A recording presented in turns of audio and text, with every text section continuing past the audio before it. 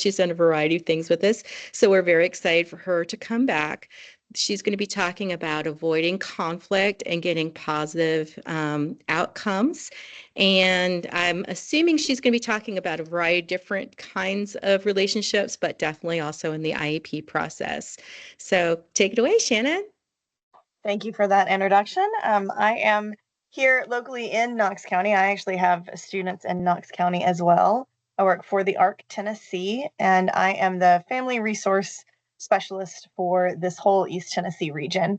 So we're going to talk today about how to avoid conflict, ensuring some positive outcomes by looking at some sources of conflict for both families and for educators. Our project, the Family Engagement Project, is part of what is called the TEN-TAN Network, the Tennessee Technical Assistance Network. This is a service that the state provides to educators and to families. And these are some great resources for parents to know as well, to be able to tell your teachers, like, hey, you can get this support. Tell your administrators that it is available to them. They may or may not know. I know some of you are from Knox County. Some of you actually serve other counties. So you might be able to utilize this information in other places. The areas of support from TEN-TAN are with Triad Vanderbilt. They provide support for intensive behaviors and autism support, so they can come in and actually advise schools and set up programs and pathways for them to be able to serve those students better. ANLAR is our preschool program that helps with the blended pre-K. Knox County has a huge amount of blended preschool, and I know ANLAR has worked with Knox County a bit on that. The Tennessee Tiered Support System works on those tiers of support where you have students who are getting small group support all the way up to students getting special education services. The Assistive Technology Project, we're kind of lucky. That's located right in Loudon, and they have a lending library and people that can advise on all manner of different assistive technology. The Transition Tennessee Project is for people who are transitioning into adult services. They have case managers. They're actually putting out some really great information that our project is about to make family friendly. So we're about to have hopefully this great approved transition guide and checklist through Transition Tennessee. And then at the bottom there, the ARC Family Engagement Project. Shannon, we're not seeing your PowerPoint. Oh, goodness. Okay. Let's see here. I'm not sure what happened. I can still see it. I don't know if others can. Maybe put it in the chat. Now Sabrina, we can see it now. Oh, okay. It went away, huh? Well, let me. We can see it now. Or, okay, we could. Let me try again. There you go. You got it. Okay. All right. Still see it? Nope. Yes, we can see it. How very interesting. It keeps going back and forth for me, showing it and not showing it. Trying one more time. I appreciate your patience. Now it says it's preparing it. Okay. Are we back? Yes. Perfect. Okay. So again, family engagement is our project. We also work as caseworkers. So we have people all across the state. And this is our team here. We have people all across the state who are individual caseworkers. You can self-refer, you can have a teacher or a caseworker refer you to us, and we can help you navigate the special education process. So we can help you read your documents. We can help you create an agenda. We can help you learn about what the law says and what schools' responsibilities are and what your responsibilities are, and really bridge that gap in communication. That's primarily our job. These are the areas that I serve. Again, we have statewide coverage. So when you refer in, you say which district you're in, and you automatically hopefully get to the right person. We can also take referrals from schools and from districts. Our objectives today are we're going to identify those sources of conflict from both a parent-family perspective and an educator perspective. We're going to dive into some of those and try to understand the background behind them. We've got some strategies for positive outcomes. And then we talk a little bit about dispute resolution options. That's really something that you need to get into with an individual caseworker. Sue can help you with that. I can help you with that. All right, so there are lots of parent sources of conflict, as I'm sure that you are probably well aware. Um, it can be overwhelming when you go into an IEP meeting and there are 6 or 7 staff members there to one parent. That can feel very intimidating. But the reality is that all of those people are there to support your student. And some of the sources of conflict with parents are that there may be limited staff in the school day to support your student. So sometimes you see all of these people at this meeting that have something to give to the meeting, and they may or may not be individually supporting your student. So sometimes it can be frustrating because you feel like, what are you actually doing during the day to help my student, and who's with my child? And that's one of the primary sources of conflict with parents and schools. There are also lots of misunderstandings in the roles and responsibilities of the IEP team members, and we'll talk about that a little bit later, including the role of the parent, right? What is your input? Where do you have the most valuable input into that? And where do you not have input, right? Which is an important divide. Not being familiar with the IEP process and documents. I started this whole journey 13 years ago with my oldest son and realized how little I knew and kind of dove into starting to learn the process. And it's been a long, long learning process. And now that we're in the transition to adult services, it's even more of a process learning that part as well. Not being familiar with the requirements of the Individuals with Disabilities Education Act, or IDEA. IDEA is the federal special education law. It's a long law, but we're going to kind of whittle it down and talk about it just a little bit. And then here's something that we see. One of the top sources of conflict that we see is that schools use unfamiliar terms and acronyms, and education loves their acronyms. So understanding those and making sure that you know what's actually being talked about is really, really important. And then confusing eligibility criteria. A lot of people come to us and they have a medical diagnosis and the school told them that it doesn't apply. And we'll get into the differences in that too. All right, so there is a toolbox for parents, just reminders of how important you are, that you are critical. Members of an IEP team can come and go, right? But your family is going to be consistent. Your parental input is going to be consistent. The person who knows this child's developmental history is consistent, and that's the parent. So parents are an equal member of the team, and you're the expert on your child. That's really the important part. You may get somebody that's done an evaluation on your child, and they come in and give you this whole report. How much time did they spend, right? They may have had 1 to 4 hours with your child over the course of a couple of weeks, which is great. And they've done their due diligence for their testing, but you also have to put it in perspective of you're with your child all the time. You know your child better than they do. And you know whether that is really an accurate representation of what your child can do or not. Parents and students both have the right to meaningful participation in the IEP process. So it is not only your right to do so, but it really is the crux of the whole IEP. It should revolve around what the student wants and what the student can do. The school's responsibilities towards the student's special education, as they're explained in IDEA, and it may be helpful, and this is something that I coach parents on all the time. Ask what those acronyms mean. Say, can you explain that to me? Can I have a list of the acronyms? That's something you can ask them prior to the meeting.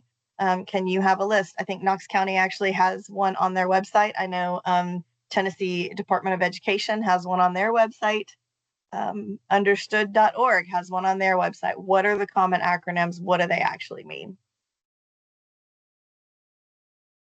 All right, so looking at the IEP team, these are the people that are required to be at an IEP meeting.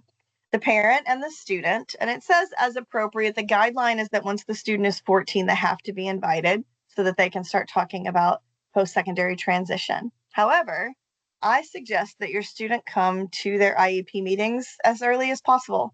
Even if they just come and introduce themselves and say something they like about school and maybe something they don't like about school, or something that is a goal that they have, right? However they're able to participate, because as an educator or as an administrator, you may have 5 meetings in a day, and having that moment to really say, oh, this is the student we're talking about, can be a really important, not only bringing it back to focus on that student, but also kind of a tension breaker, because the students usually feel really good having the attention of this supportive team for their self-advocacy. So the parent and the student are required members of the IEP team. They have to be invited. The local education agency representative, that means your school administrator who is familiar with special education and can make some of the financial decisions for the school and the district. General education teacher, it's supposed to be a general education teacher that's had that student.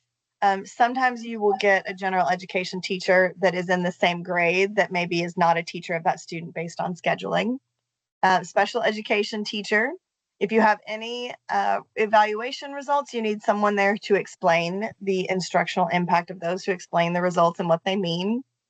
Your related service providers, so this is your occupational therapist, your physical therapist, your speech language pathologist. They are there as needed, as they may or may not be listed on that IEP, and any transition service participants. So this is when you're looking at post-secondary transition to adult services, any of those service providers or participants can be invited in that meeting. Likewise, you can also have people there to support you, and the school can have anyone else who has expertise in that child or that situation. So as a parent, I always suggest that people don't go to IEP meetings alone. Bring a friend, bring a support person, somebody who can be your timekeeper, who can keep you on your agenda. Be prepared when you go in so that you know what's going to happen. And you have some terminology to help you say, what is that acronym? What does that mean? When will we have that done, right? It's always good to have someone else, because I get emotional at IEP meetings, right? It's hard to hear clinical notes about your child. So you can also have that at any IEP meeting. A lot of schools require 24-hour notice that you're going to bring someone, and just let them know that you're going to bring someone to the meeting. Always great to have that support. Okay, so it's really important that we keep the focus on the student. Yeah, so we have the school team, we have the parent and the guardians, we have others with knowledge or expertise for supporting that student, but all of it needs to come back to the student. So it's really easy also as parents, as educators, as parents, to think of what we want for them, but it can be really, really important to make sure that it stays student focused. What is a realistic goal? What is an appropriately achievable goal for this student? All right, so now we talk about eligibility, and this is really, we get a lot of calls on this. You can get a medical diagnosis, and that does not automatically qualify a student for an IEP. And this is a great source of conflict. Lots of people get very, very upset about this. And once you understand what's happening, it's a little bit easier for you to frame it in your mind and think, what services does my child need? What services is the school responsible for providing for them? So the school is providing services and supports to help the student meet their educational needs, to help them be appropriately educated. So if their medical diagnosis does not directly impact their education, they may or may not get supported as eligible under an IEP. You can get a 504, which is a different kind of plan, which is often for medical impairments that don't impact their ability to be educated. They don't need additional services in special education or therapies, but they might need accommodations for their medical needs. Now, you can also get those under an IEP if they're eligible for that, but the eligibility is very specific. So if you have questions about that, reach out to myself, reach out to Sue.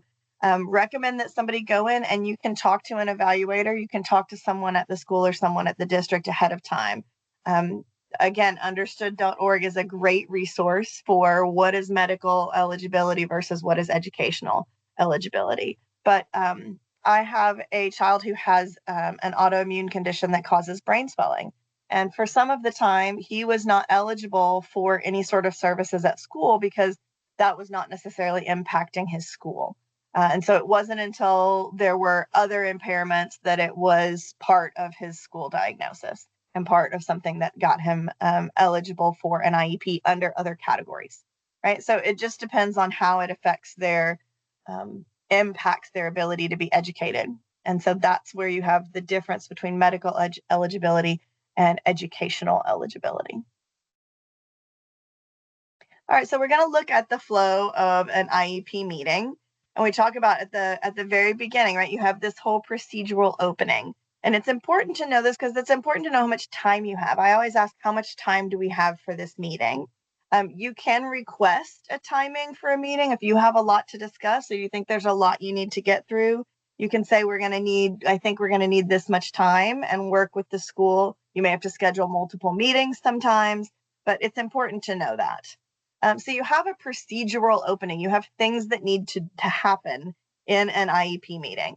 The team introduction, and you review the purpose of the meeting, why you're there, who called it, and you have the opportunity to go through your procedural safeguards. And this is essentially your rights and your dispute resolution abilities. And so there's a whole sheet that they will offer you. If you want them to go over it, they can go over it with you at the meeting. You can request that someone go over it with you at a different time.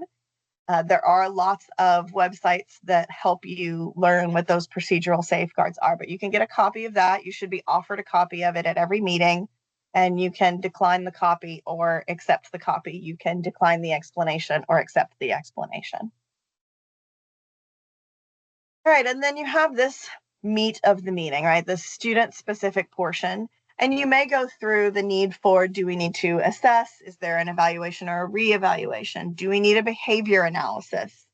You might have already done that at a previous meeting, and now you're going over all of that.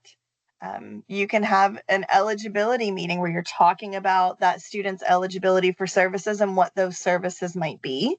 You may have a meeting to review or develop the IEP, change the child's placement, change their goals. And then you may have a meeting called a manifestation determination, which is an important meeting that you may have very little notice for. It's kind of outside the realm of other meetings. And that is a very important thing that discusses whether a behavioral incident is a manifestation of a student's disability. We bring that up here because this is an important source of conflict, because families are often not expecting these meetings. They happen very, very quickly, and you may not have a chance to appeal them. So it can be really important to have all your ducks in a row for a manifestation determination. So if you have a child that has behaviors that are problematic at school, it may be important that you learn about those manifestation determinations prior to it happening. So that may be a source of you saying, oh, I need to go and learn what this is so that if it happens, I'm prepared, because they often are very quick and we get calls about them and it's going to happen tomorrow and you can't appeal it. And so you have to have everything ready when you get there. So that's why we bring that up here. There, you can see there are lots of different reasons for having an IEP meeting with a student, and all of those people come to, the whole IEP team, right, comes to all of these meetings to discuss what is student-centered goals. All right, and then your closing for it, you have procedural closings as well. The IEP team, you get signatures of the meeting participants, and you either consent or you do not consent. We'll talk about not consenting in a minute. And after your meeting, you should get a prior written notice. This is a form that you get within 10 days, usually very quickly, because you have 10 days to sign it. And this tells you what the meeting discussed, what was proposed, what were the alternatives, what was accepted, why was it accepted, and that everyone agreed. These are important documents, and it's important for you as a parent to know that you can have edits in that document. You can go back and say, this isn't quite what we discussed, or we also discussed this, and I want to make sure that that's legally noted in that document. So the prior written notice should go through everything that was proposed, whether it was accepted or denied, what changes are going to happen. So it's really the summary of what happened at your IEP meeting. A lot of times it gets overlooked, but it's a very important document. And then whether you sign it or not, within 10 days, the prior written notice and the IEP take effect. If you would like to appeal it and you appeal it before those 10 days, then you can call another meeting and go in to discuss those changes again. And you also can call a meeting at any time, right? So even after that, if it takes effect and you say, this isn't really what I thought or isn't really what's working, you can call another meeting to discuss it again.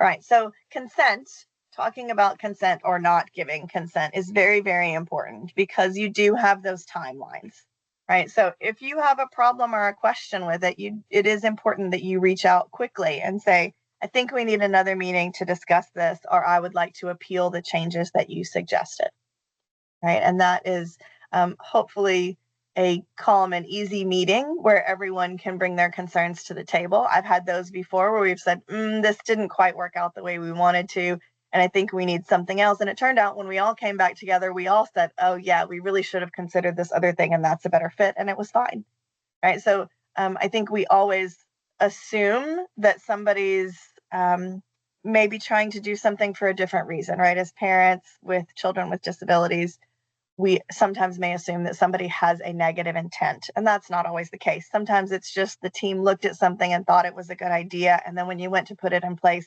everybody kind of said, I'm not sure that's going to work.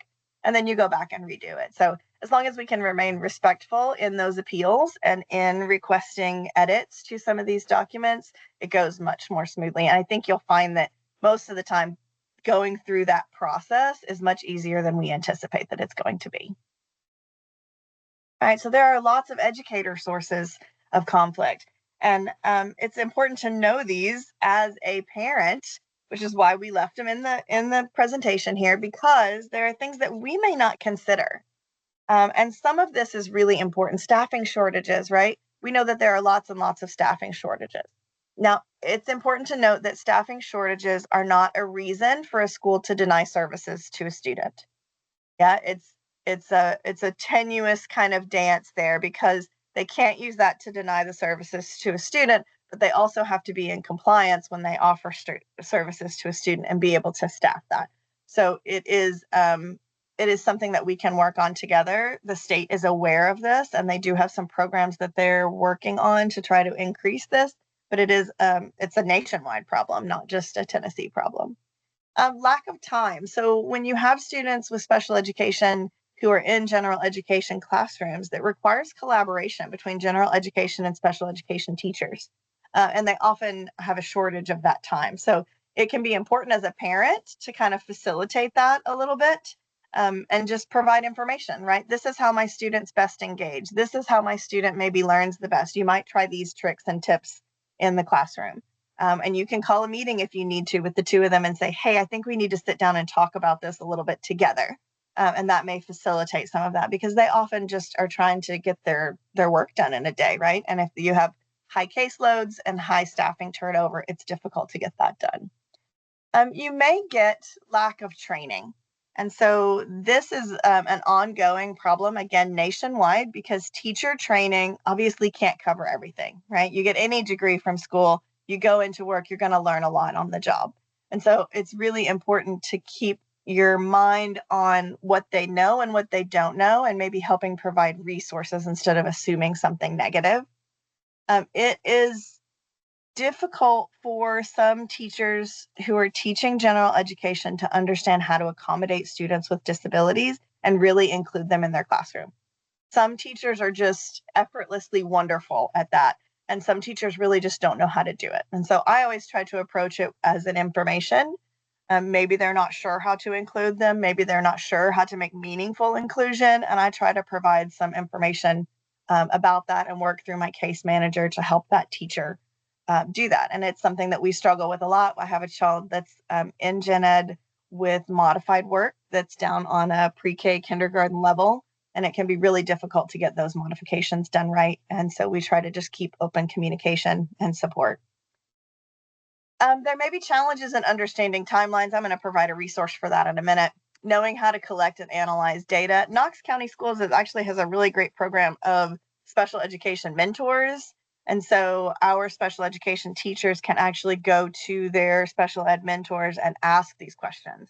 So if you come up upon like something doesn't look right or the data doesn't look right, you can say, hey, can we go back and look at maybe what data needs to be collected for my student, because I'm not seeing what you're seeing at school at home, right? And so working out those things and just asking those questions can be really important. And then limited behavior supports, right? We all know their teachers have big caseloads, they have big classes, and it can be difficult to give the behavior supports that are necessary. All right, so I'm just going to kind of gloss over this. This is some of the things that are educator toolbox, and I have a resource page next that we'll look at a little bit more. Including general education teachers in special education training can be really important. So I've actually, as a parent, encouraged some of our general education teachers to take a special education training and said, hey, I think this would be really good for you to be able to provide my son what he needs and maybe to help these other students that might be in your classes. And then continued learning, right? Teachers are always learning. I think most teachers do pretty well with that. But asking your student what's working for them, that's always great to give feedback to teachers and say, hey, he said that you did this in class and that worked really well for him. Or I see that he's learning these words a lot faster. Whatever you're doing in class is working. Providing that positive feedback to teachers can really help them know what's working and what's not, and can help you stay on top of what your child is getting. And then this is, again, behavior supports and understanding timelines. So I'm going to go ahead and skip to the next page, which are these resources. And I can send these to Sue to send out afterwards if you want these links.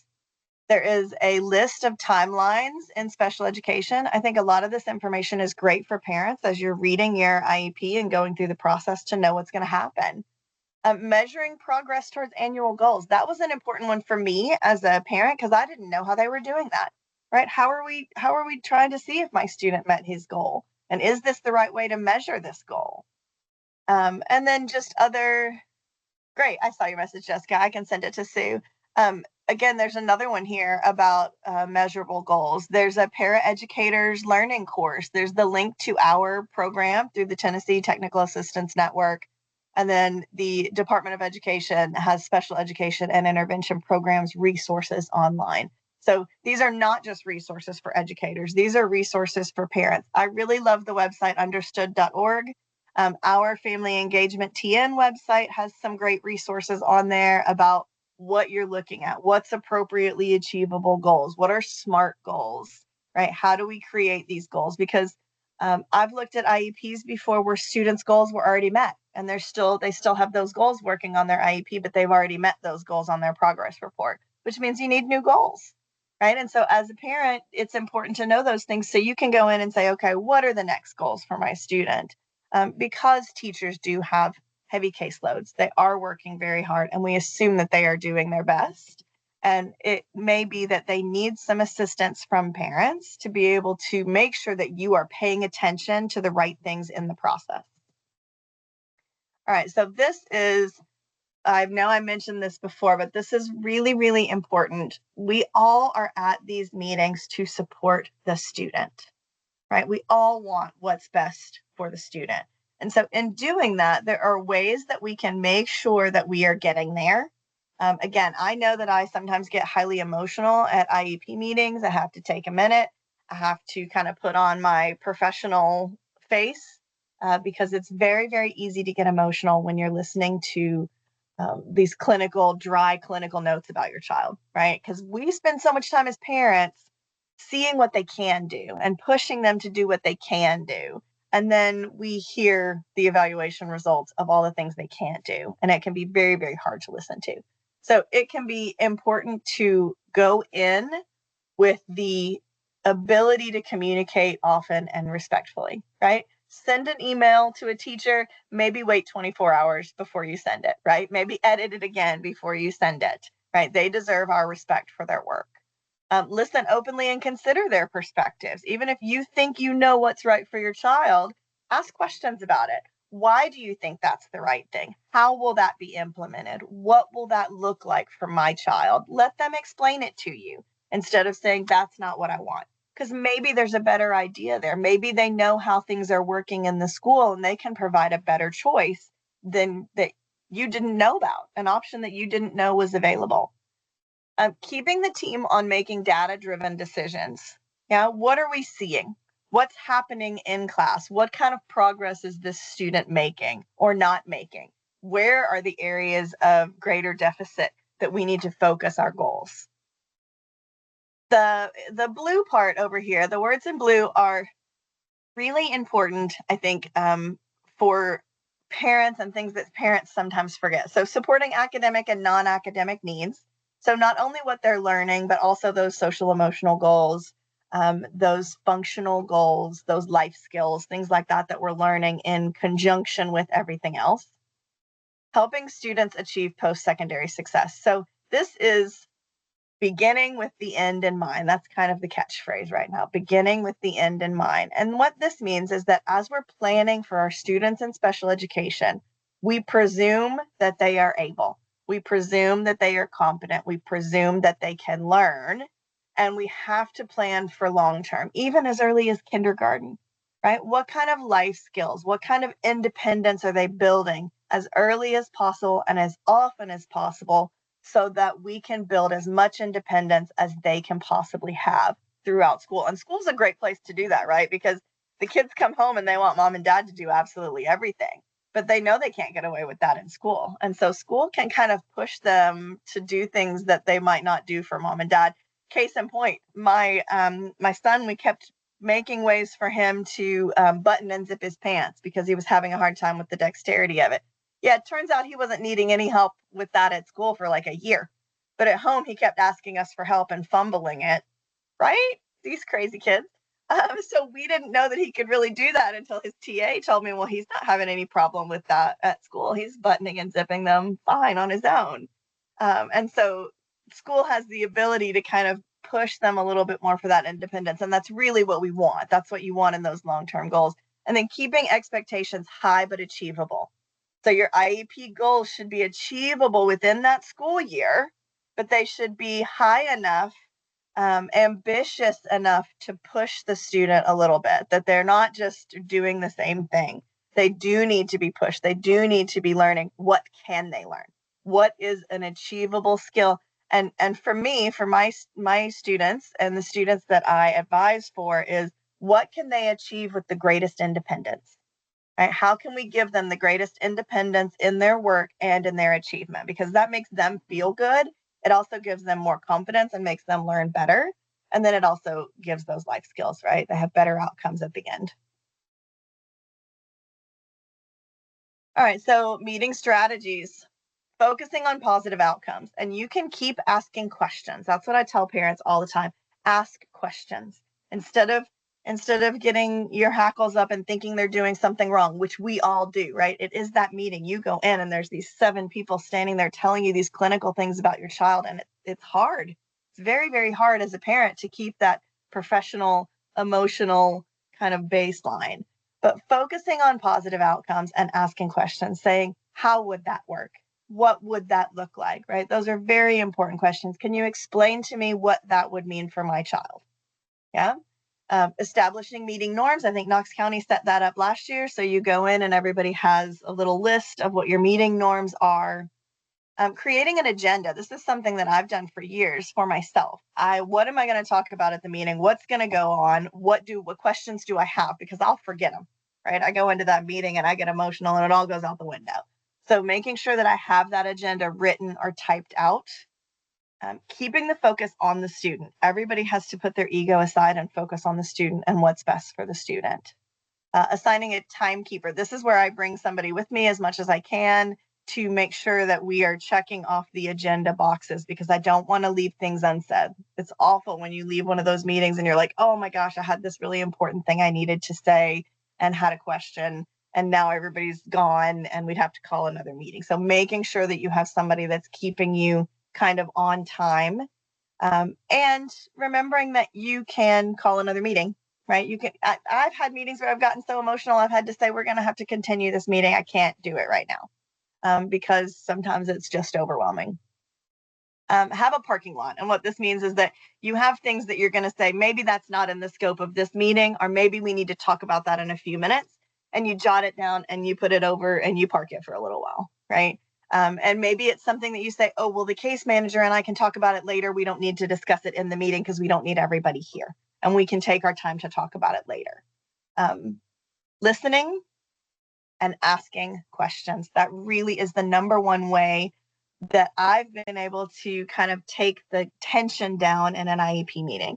To listen and say, okay, can you explain that again? Or what does that mean? Or what does that look like? Who's going to do it? How will I find out about it? When will I hear about it? Right? Asking questions to clarify it. Take a break if you need it. You can say, we need 5 or 10 minutes, right? Whatever you need, that is available. And remembering that nothing is permanent, right? It's not just your annual IEP meeting. You can call an IEP meeting at any time. You can call a meeting with the caseworker or the teacher or the principal at any time. So it's not just that one time that they're going to schedule the meeting. As a parent, you are in control of that as well. You have the ability to do it also. So if you're really confused about something, or you feel like something needs to be discussed again and it didn't get the time it needed in that meeting, you can ask for another meeting at any time. You do have to formally request that in writing. So just email your caseworker and say you need another IEP meeting, and someone will call you to schedule that. All right, so we're going to go over a couple of scenarios. We're finishing up here. We're going to go over a couple of scenarios and just talk about tools to use. And these are primarily the strategies we're talking about right here. Okay, which of these would you maybe use in these situations? The reason I do these scenarios is because, again, it is so easy to go into those meetings and get kind of swept away.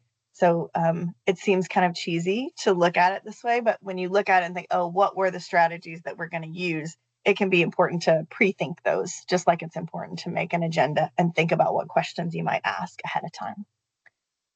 All right, so you're in an annual IEP meeting. You only have 10 minutes left on the scheduled time. The team has not addressed one of the main topics you told them you wanted to talk about prior, and they said they'd get to it at the end. What do you do? If you want to unmute and have a strategy, you're welcome to. Anybody want to join in, or I can go back to it. So what strategy would we use here? I would probably at that point bring up that question and say, we said we were going to get to this. Will we have time for it? You can ask, are we able to continue this meeting for a few more minutes? Do we need to reschedule it? How do we need to make sure this question is addressed? Yeah, that would be, we're focusing on a student and creating the agenda. We really need to talk about this for the student. So how would we do that? Can we get to it now? Or do we need to go back and schedule another meeting? Right. Or can I meet with just the caseworker to discuss this thing? All right, another one. Parent says they're concerned about missing assignments. The student says they did them and turned them to the teacher, but the teacher doesn't have them, and the conversation becomes tense. What strategy do you use here? I take a break. I need to breathe a little bit. And maybe ask a question. Ask what they suggest. What would you suggest we do? As the teacher, what do you suggest we do? As the case manager, what do you suggest we do here? How do we proceed and solve this problem? So that's a really important thing, I think, putting the trust in the school team and asking them what they're going to do. Not just saying this needs to be solved, asking them for ideas. How are you going to solve this? How do you propose we handle this situation? What do you want to happen? All right, and then this one's really important. The case manager at an IEP meeting is using acronyms and terms that the family does not understand. Parents are asked to agree and finalize the IEP, and as a parent, they felt rushed and didn't understand what was in the IEP meeting. You can take a break. You can ask for another meeting. You can ask questions, right? Ask for somebody to sit down and explain it to you. Tell them that you're not sure what was actually done. You might wait for the prior written notice if you want to. You can say, I don't feel comfortable signing this right now, and I would like a little bit more information, right? So asking all of those are all appropriate questions to ask and appropriate ways to handle that. All right, so concluding, it is important that we communicate. And that is one of the things that we try to tell parents and educators, right? You have to communicate. And I know this is something that Sue does really well. If you have problems with your school not communicating with you, you can reach out to Sue and she can reach out to them directly and say, hey, we really need to communicate with this parent. What's going on here? Because that communication is key for conflict resolution. Focusing on the student, right? Working as a team, asking those questions of your school team, respecting their experience and expertise enough to say, what do you suggest? How do we handle this? How do we move forward? And sometimes they have answers and sometimes they don't. And then knowing who to ask, right? You may go to Sue. You may go to another parent support program like mine or like STEP, right? Or like Tennessee Voices and say, I need some help figuring this out. Remaining respectful and keeping everything in respectful written communication, right? I always say if you have a conversation in person or on the phone, send an email afterwards that says, this is the conversation we just had as I understand it. Is this what you meant? To make sure that it's documented as well. All right. Any questions, comments?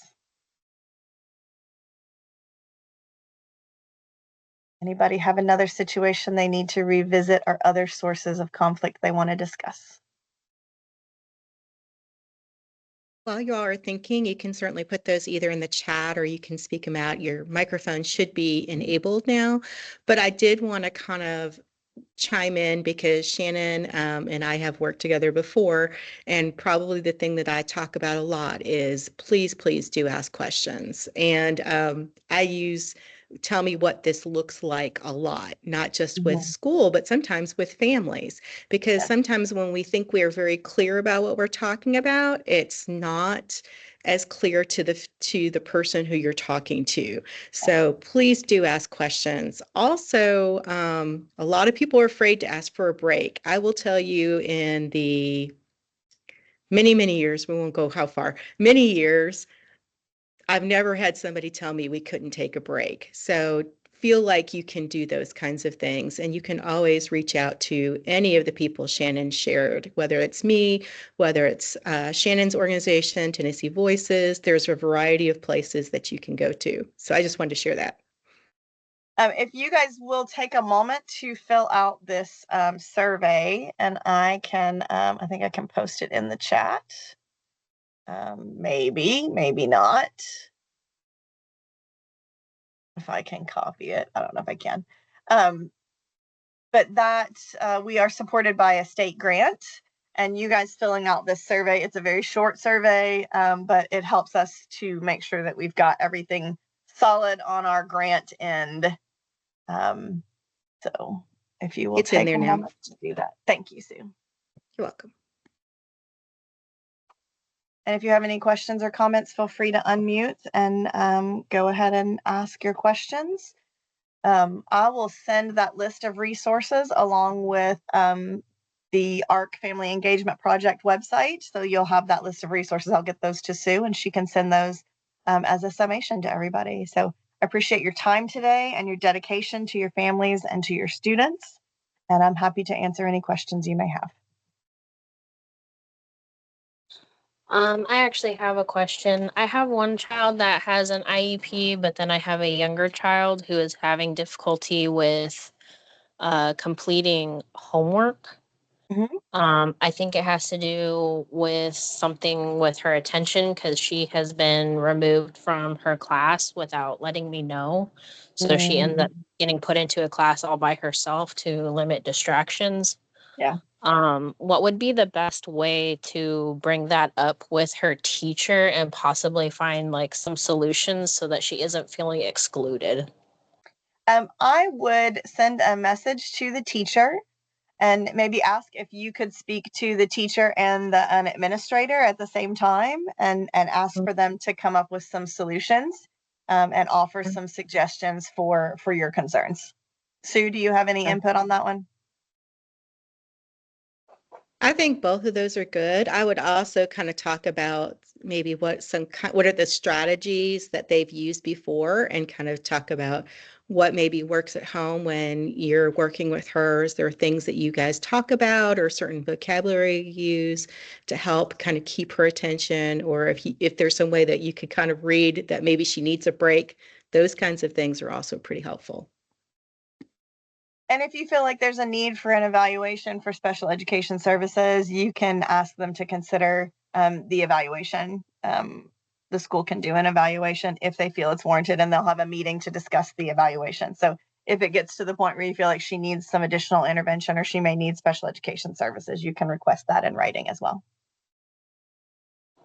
Okay. Would it be appropriate for me to bring that up at my other child's IEP meeting while I have everybody's ear? You can ask for it, of course. You can mention it there. You do have to make sure that whatever you request is in writing and refers specifically to the child you're talking about. Okay. Yeah, because I don't want to step on any toes or anything like that and cause any additional conflicts. Yeah, I mean, always bringing it up in a respectful manner and just say, what do you guys suggest? How do we proceed with this? Would be a good way to approach it. Okay. Any other questions? Not for me, no. Okay, thank you.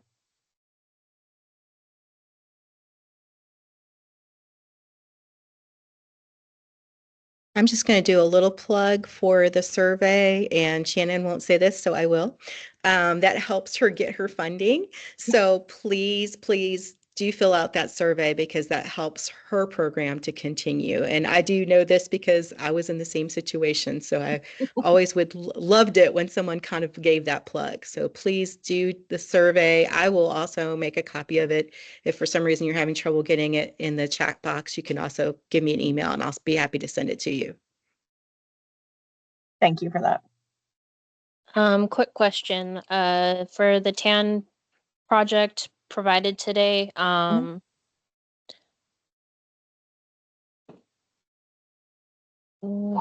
it has an option for, are you guys considered the multiple TN-TAN providers? Yes, we are the Okay. Family Engagement Project under the 1010 providers. Yes. Okay. And if you ask, Want you to say make you sure I'm need filling out help the with an survey IEP correctly. or yep. Yeah, I know it's tricky. And the title of this training is Avoiding Conflict, and it's KCS for Knox County Schools. Thank you guys for taking the time to fill out those surveys. And thank you, Sue, for hosting. I think these parent engagement resources are invaluable as a parent. So thank you so much for continuing to host them. Well, we always love for people to come in, and I always enjoy listening to all these speakers because we have some wonderful programs out there that are there to support our families. So I'm going to give people about another 30 seconds. If there aren't any other questions, I'm going to wish you a wonderful holiday season. Thank you, Shannon, for all that you do. I'm going to give you another 30 seconds, and then we'll wrap it up. All right. Thank you so much. I know everyone's ready for the holiday.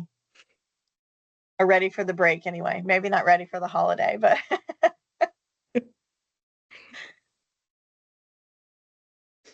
Okay, looks like somebody might be typing, so I'm going to give them just another minute or two. I did not. Oh, just says thank you for sharing these resources. Thank you, Sabrina, for being here. All right, ladies and gentlemen, like I said, have a great holiday. And we'll look forward to seeing you. We will not have another training in January, so our next one will be in February. So we look forward to seeing you then. Have a great holiday. Thank you. You as well.